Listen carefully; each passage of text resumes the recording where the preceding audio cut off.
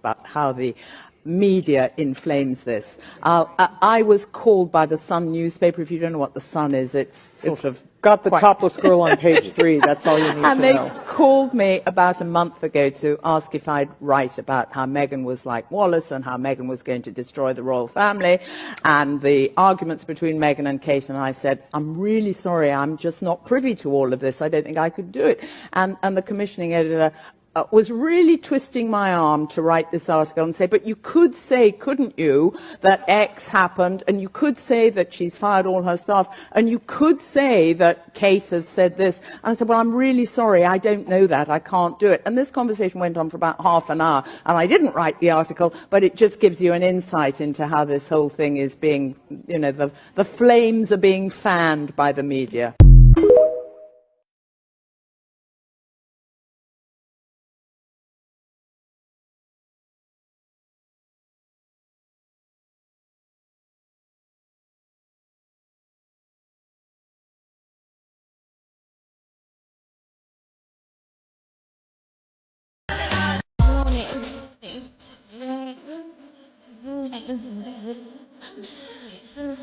I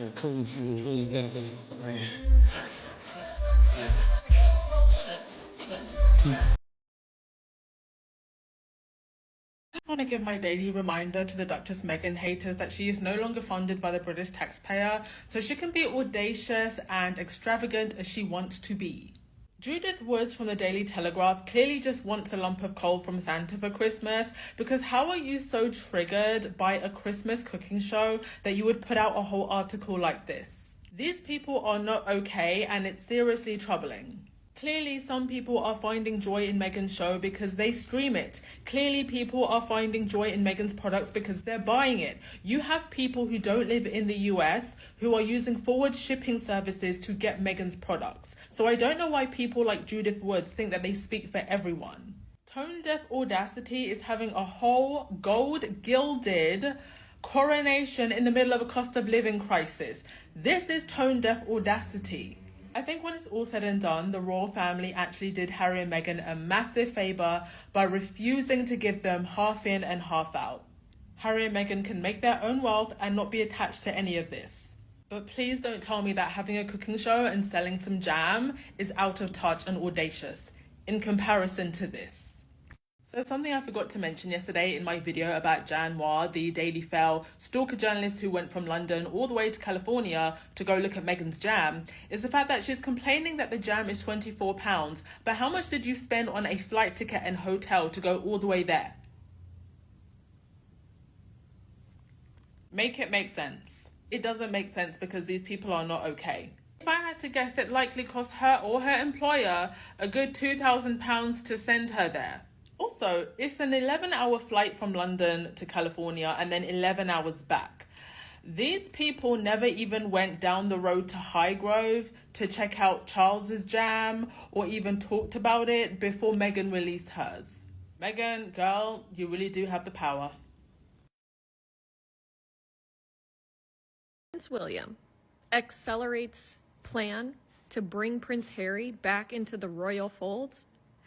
Prince William, the same man who called Harry a non-person, who said he never wanted to talk about him again, who is enraged half the time, anytime Harry goes outside ever. That Prince William, that same Prince William, wants to bring Harry back into the fold. The subhead says, so I think why all of this has happened now is that William has been placated about Harry coming back into the fold by getting rid of Andrew. Former royal insider Ian Pelham-Turner told the Mirror. So basically what they're saying is he needs Harry back because he doesn't want to work as much as he has been. Basically what he's saying is that the royal family is too small now that Andrew is gone, so they need Harry back. And also just to say that they keep saying Prince Harry back as if he would leave his wife and children to come back to support William. The fact that they always say just Prince Harry and not the rest of the family is so insulting. Certainly now, I will never be bullied into silence. Do you still feel controlled by them, the media, do they still have a hold on you feeling controlled? No, they're desperately trying to control the narrative because they know that if they lose it, then the truth will come out. I don't want history to repeat itself. I think there's a lot of other people out there, the majority, that also don't want history to repeat itself. Through the disclosure process, I've discovered that some people want history to repeat itself, which is pretty dark. I'm not going to share it at this point, you know? I know all the names of the people that were involved in this process. And I thought with all the disagreements and all of the chaos that's happening, the one thing that I could rely on is my family keeping me safe. And not only did they decide to remove my security in the UK, but they also signaled to every single government around the world not to protect us.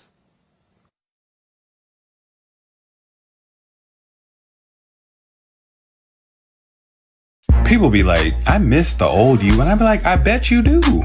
Okay. I bet you fucking do.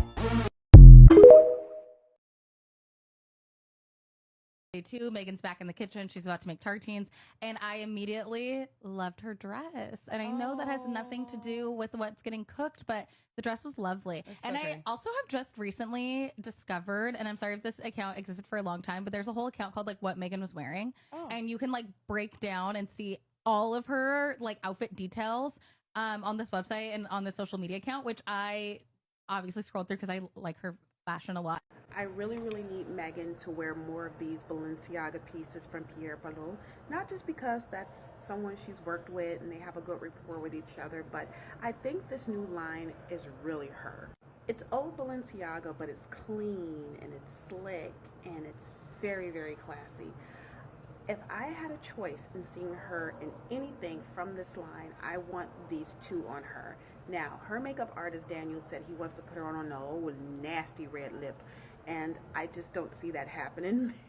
Meghan loves her a nice neutral tone face. She likes it clean. She likes that look like she just came out of a steam room. But I will forgive her on that if she wore this red dress. Like, she would need a red lip in this dress. Red shoes, yes. Red lip, probably not. This yellow is so pretty, and they can literally taper it to fit her body. They can kind of slim it at the bottom, but that would be such a cool look on her. Time will tell, but I got a feeling we're going to see her in more of these pieces before the 26-27 launch. What do you guys think? I love it. Hi everyone, I am kind of in my makeshift office. Excuse the background noise.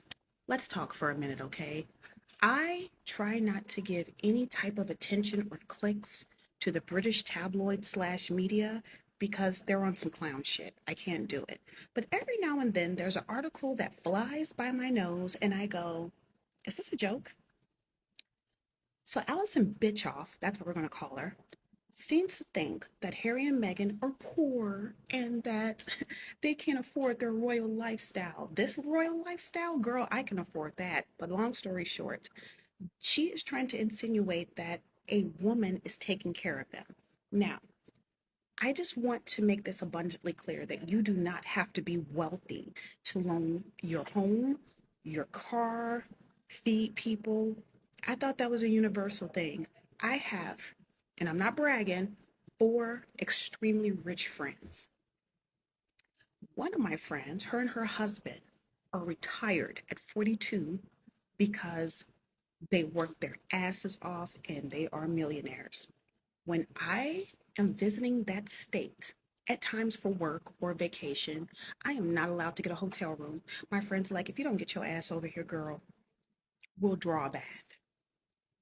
I don't have to do that, but I return the same thing to my friends who are coming into my city. I offer them a bedroom. I have everything laid out. If they need to get around, none of that hurts crap. Take one of the spare cars we have. We have several. This is just something that people do all the time. So it shouldn't matter. You all keep forgetting that Harry and Meghan have rich friends. And this is what rich people do for one another. But like I said, this is just not relegated to rich people. This is anyone who has spare room to offer someone while they're in town. So to sit here and insinuate that Harry and Meghan are mooching and leeching off of people, excuse me, but didn't William and Kate float on a Saudi blood yacht this summer? Who gave them that? Is that man a friend of theirs?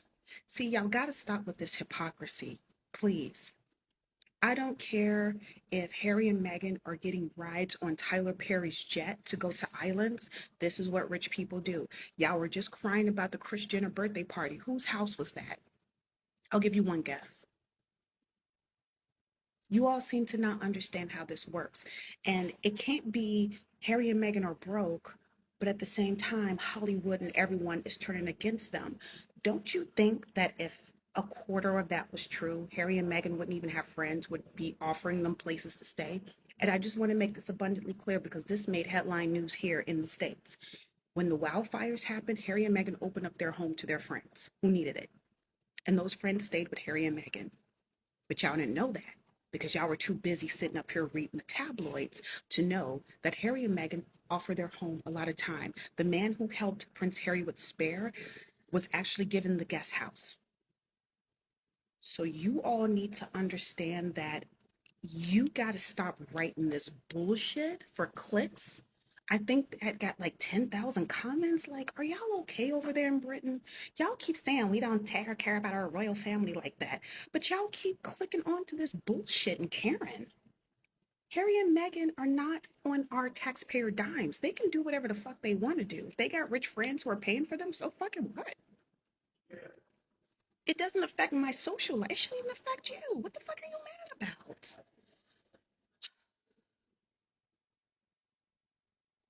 How is it that I'm tired of this, but you all are not? How am I more exhausted with your bullshit than you are? It doesn't make any sense, and it's given very hypocritical.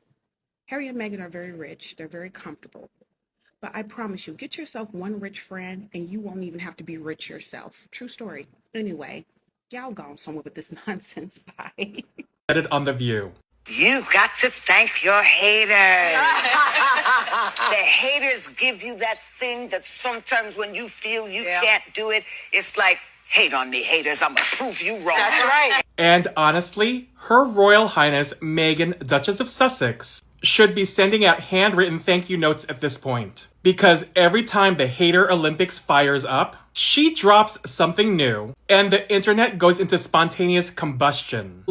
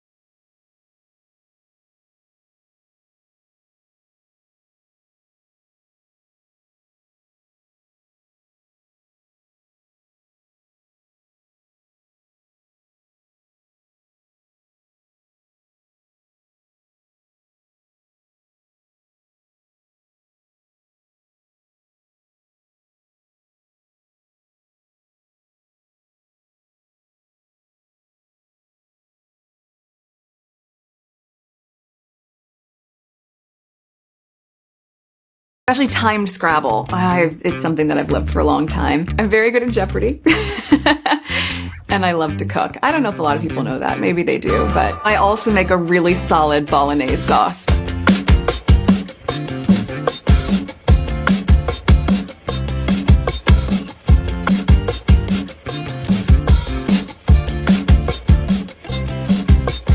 I think within the industry, what we can do to help pay it forward for the generation coming up next is really to implement policies that are going to help families and people within the industry be able to have the balance to take care of their families and to be able to do their jobs. A high tide raises all ships. So if you can really adopt that motto and understand that by helping the people who are coming up, it's not taking anything away from you. It's just helping more people succeed. I think that's really key. Harry, you're going to have to try and find a way of not expressing every feeling that you have every moment that you have them. My favorite rom-com of all time is When Harry Met Sally, but you put Julia Roberts in anything and I'm going to be a fan of those too. Yeah, I think we all miss just a good laugh. I just want a good old-fashioned rom-com. What are you and your husband watching together? So once we've gotten the kids to bed and I've played a little Wordle or done my 10 minutes of Duolingo, I really wanted to relearn French. I had studied it for the 4 years in high school and then it just went away. So after those two things, if we do turn on the TV, which is fairly rare, I think we're like most people where you just do endless searching until you get so tired of searching you don't watch anything. No, but there are a couple, there's some incredible shows on at the moment, and I think really watching great storytelling. 22 countries in Africa, over 173 years. They also colonized 15 or over 15 countries in the Caribbean. So when we think about these figures that have been thrown about as of late, it's easy to swear it. It's quite understandable. They actually be paying us because some of these Caribbean countries are very prosperous. They've done extremely well. And they did well because the British gave them the rule of law and democracy and capitalism. And this has been incredibly successful. The British Empire was an amazing force for good, for civilization and for raising people's standards of living. So why should we have to pay for doing that? Surely we should be paid.